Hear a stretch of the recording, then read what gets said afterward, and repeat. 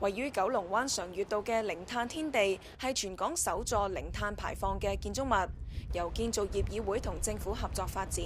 財政司司長曾俊華、發展局局長林鄭月娥同一眾嘉賓主持開幕儀式。零碳天地除咗係能夠即場生產可再生能源之外呢，更加可以將剩餘嘅能源呢係回饋公共嘅電網。另外，園景區內嘅首個都市原生林，亦都將有效咁改善周邊嘅微氣候。